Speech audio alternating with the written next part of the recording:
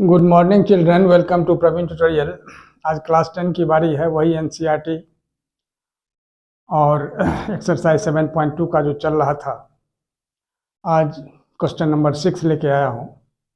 बहुत important question है, board के एग्जामिनेशन का टाइम है, इस सबको इग्नोर मत कीजिएगा, थोड़ा ध्यान दीजिए क्वेश्चन कह क्या रहा है, करना कैसे है। बहुत ईजी है और बहुत इम्पोर्टेंट है। इम्पोर्टेंट एंड ईजी दोनों कहिएगा इसको। देखिए, इसमें इम्पोर्टेंट लिखना ज़रूरी है, और इम्पोर्टेंट ही नहीं, वेरी वेरी इम्पोर्टेंट, क्योंकि हर अल्टरनेट ईयर या कभी कभी क्वेश्चन जो है से रिपीट भी कर देता है लगातार 2 साल 3 साल।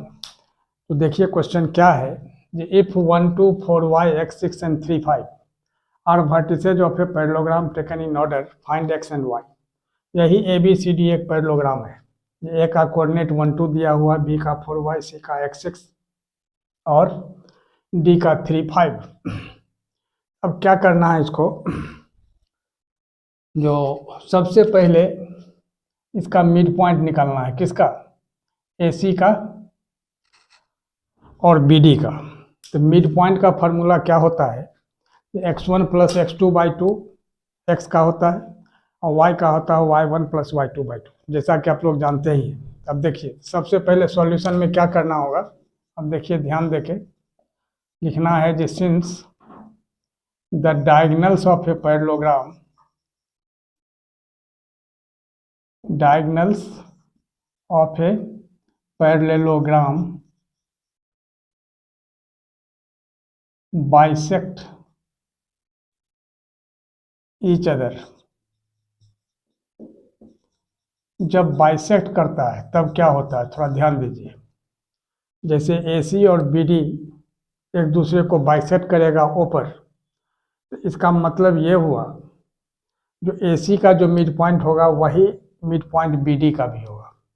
तो देयरफॉर यहाँ लिखना होगा mid point of AC is equal to mid point of BD। हम ध्यान दीजिएगा, बहुत इंपॉर्टेंट क्वेश्चन है। अब मिड पॉइंट ऑफ AC क्या हो गया, थोड़ा ध्यान दीजिए। जो इसको अगर हम x1 y1 सपोज करते हैं और इसको x2 y2 सपोज करते हैं, इसको भी आप x1 y1 कर सकते हैं, इसको x2 y2 कर सकते हैं, कोई दिक्कत नहीं है।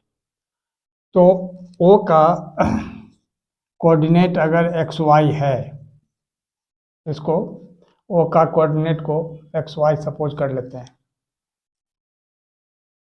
तो मिड पॉइंट ऑफ AC क्या होगा, यानी x इज इक्वल टू क्या होता है, x1 प्लस x2/2, यानी 1 प्लस x/2 लिखिए या x प्लस 1/2 लिखिए। तो 1 प्लस x/2 और फिर 2 प्लस 6/2, ये हो गया किसका, मिड पॉइंट ऑफ AC। और mid point of is equal to mid point of BD क्या होगा, उसी तरह से इसको अगर x1 y1 सपोज कर लेते हैं और इसको x2 y2, तो क्या होगा, वही x1 प्लस x2/2 यानी 4 प्लस 3/2 और कॉमा y1 प्लस y2/2 यानी y प्लस 5/2। यह इसका कोऑर्डिनेट हो गया, किसका, मिड पॉइंट ऑफ BD का। तो क्या करना है यहाँ, जो ये ऑर्डर्ड पेयर में है, जैसे फर्स्ट के इक्वल होगा, सेकंड के इक्वल होगा, थोड़ा ध्यान दीजिएगा। This much implies 1 plus x/2 is equal to 4 plus 3/2। तो इक्वेशन का जहाँ तक रूल है 2 कैंसिल हो जाएगा, ठीक है। अब x प्लस 1 या 1 plus x is equal to 4 plus 3 7 हो गया। तो x इज इक्वल टू क्या होगा, 4 प्लस 3 7 माइनस 1 यानी 6, x हो गया 6, ठीक है। अब y का निकालने के लिए क्या करना होगा, ये 2 प्लस 6/2। अब देखिए यहाँ लिखना होगा also y is equal to, तो y plus 5/2 is equal to, अब 2 + 6 कितना है 8/2। अब यहाँ भी 2 कैंसिल हो जाएगा, तो y = कितना होगा 8 - 5 यानी 3। तो x और y का ही वैल्यू निकालना है, यानी यहाँ लिखा हुआ है जो फाइंड x एंड y, यानी find the value of x and y। तो x का वैल्यू कितना निकला, अब देखिए यहाँ x = 6 हो गया और y = कितना हो गया 3, और यही इसका आंसर हो जाएगा। अब एक चीज़ यहाँ याद रखना है आपको, मिड पॉइंट का फॉर्मूला, जो यहाँ तो मैंने इंडिकेट नहीं किया है लेकिन यहाँ लिख दे रहा हूँ, इसको याद रखिएगा। मिड पॉइंट फार्मूला, तो मिड पॉइंट फार्मूला में क्या होता है थोड़ा ध्यान देना है। जो जैसे ओ का xy है तो x = होगा x1 + x2/2, और y अगर निकालना है तो क्या होगा y1 + y2/2। यह जो है सो मिड पॉइंट फार्मूला है, जो कि बहुत इम्पोर्टेंट है, याद रखना बहुत ज़रूरी है। यह अगर याद नहीं रहेगा, जानते हुए भी आप इस क्वेश्चन को सॉल्व नहीं कर पाएंगे।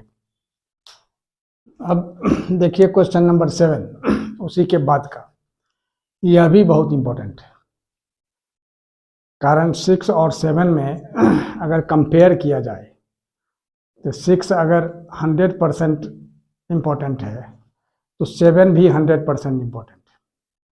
ये नहीं है कि 99% इम्पोर्टेंट है या 99.9% इम्पोर्टेंट है, कंपैरिजन में दोनों इक्वल है। तो इसलिए इसको भी उतना ही ध्यान से देखना है जितना कि आप क्वेश्चन नंबर 6 देखे थे। अब देखिए क्वेश्चन क्या कह रहा है, ये find the coordinates of a point A where A B is the diameter of a circle whose center is 2 - 3 and b is 1/4।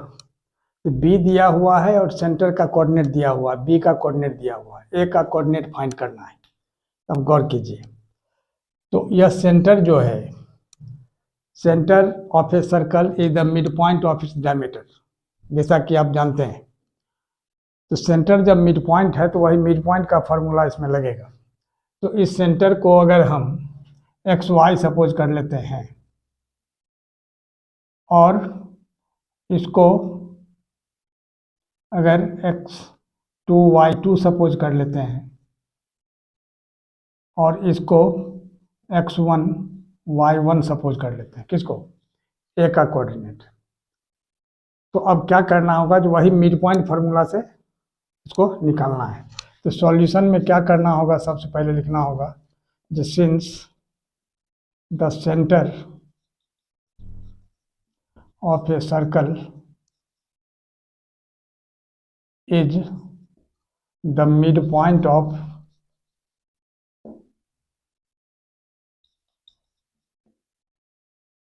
its diameter। ठीक है, यानी डायमीटर का मिड पॉइंट होता है क्या चीज, सर्कल, नॉट सर्कल, सेंटर। माने circle का जो सेंटर होता है वो डायमीटर का मिड पॉइंट होता है। तो मिड पॉइंट जब XY है तो वही मिड पॉइंट का फॉर्मूला इसमें लगाना है। अब x = क्या होगा, अब देखिए ओ दिया हुआ कितना 2 - 3, ठीक है।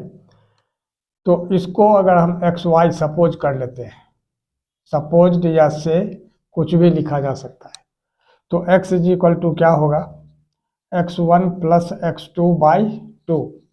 अब x के जगह क्या लिखना है 2, तो 2 = x1 + x2, x2 कितना है 1, अब बाई 2।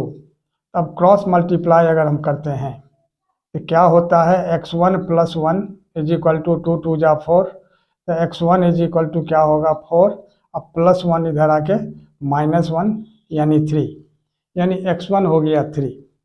अब उसी तरह से y का फार्मूला लगाना है, तो y एंड या ऑल्सो y = y1 + y2/2।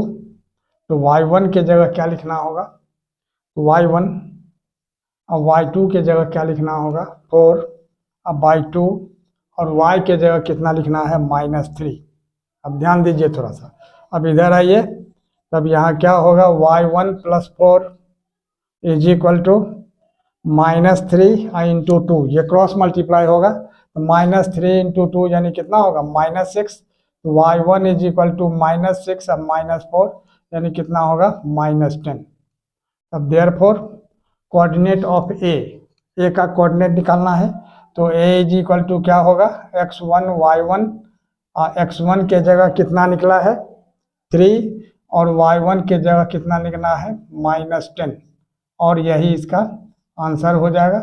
और इसी तरह का इम्पोर्टेंट क्वेश्चन का सीरीज हमारे बीच चलता रहे, इसके लिए आप लोग लाइक शेयर और सब्सक्राइब जरूर करें। धन्यवाद।